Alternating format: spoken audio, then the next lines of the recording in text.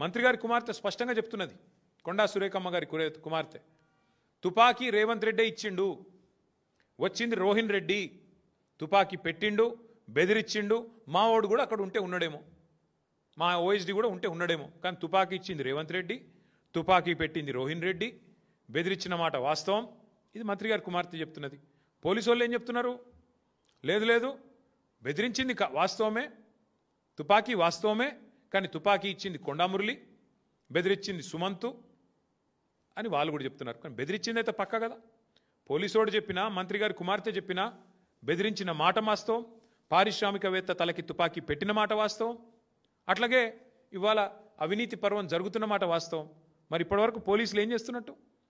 మంత్రి గారి కుమార్తె ఇంత తీవ్రమైన ఆరోపణలు చేస్తే టాస్క్ ఫోర్స్ పోలీసులు, మంత్రి గారు స్వయంగా నిందితుడిని కారులో వేసుకొని మీ కళ్ళ ముందు నుంచి పోతుంటే ఏం పీకుతుంది పోలీస్ యంత్రాంగం అని నేను అడుగుతున్నా. పెద్ద డైలాగులు కొట్టిండు కదా శివధర్ రెడ్డి రాగానే డీజీపీ, మాకు పింక్ బుక్ లేదు, రెడ్ బుక్ లేదు, కాకీ బుక్. ఎక్కడ పోయింది ఇప్పుడు నీ కాకీ బుక్? కాకెత్తుకపోయిందా? కాకీ బుక్ను కాకెత్తుకపోయిందా? ఎక్కడ పోయినాయి మీ పోలీసు యొక్క దమ్ములు, మీ పోలీసు యొక్క తెలివితేటలు, చాతుర్యాలు ఎక్కడ పోయినాయి? కాంగ్రెస్ కార్యకర్తల కంటే హీనంగా పనిచేస్తూ మా కార్యకర్తల మీద ఒక రీట్వీట్ పెడితేనేమో 20 రోజులు జైల్లో పెట్టిన పోలీసులు ఏం పీకుతున్నారు ఇప్పుడు నేను అడుగుతున్నా. సిగ్గుందా అసలు పోలీస్ యంత్రాంగానికి? రాష్ట్రంలో అధికారులు ఈ రకంగా తొత్తులుగా పనిచేస్తారా ముఖ్యమంత్రికి? శివధర్ రెడ్డి గారు, మీకు కొంత నిజాయితీ గల అధికారాన్ని పేరుంది, ప్రూవ్ చేసుకోండి, చేతనైతే ప్రూవ్ చేసుకోండి.